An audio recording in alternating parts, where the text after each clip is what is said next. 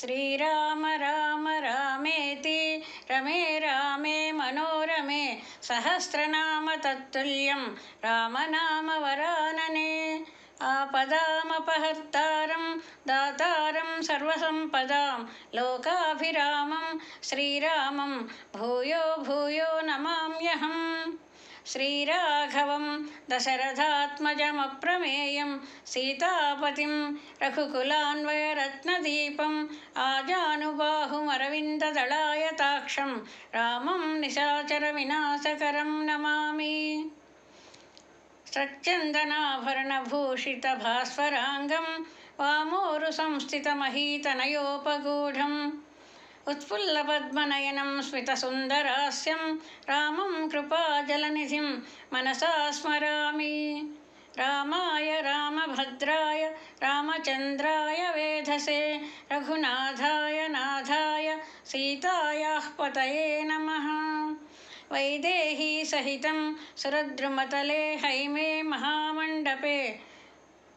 मध्ये पुष्पकमासने मणिमये वीरासने सुस्थितम् अग्रे वाचेति प्रभञ्जनसुते तत्त्वं मुनिभ्यः परं व्याख्यान्तं भरतादिभिः परिवृतं रामं भजे श्यामलम्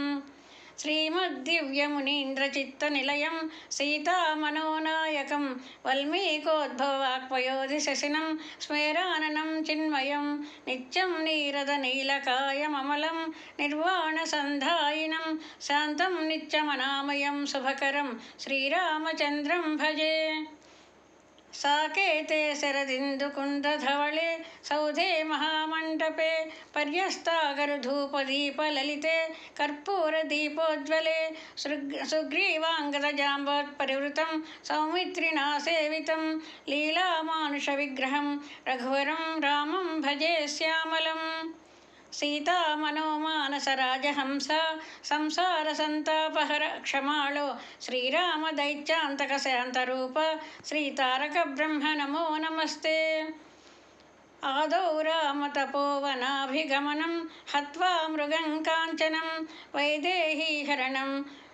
जटायुमरणं सुग्रीवसम्भाषणं वालीनिग्रहणं समुद्रतरणं लङ्कापुरीदाहनं पश्चाद्रावणकुम्भकर्णहननम् एतद्धि रामायणं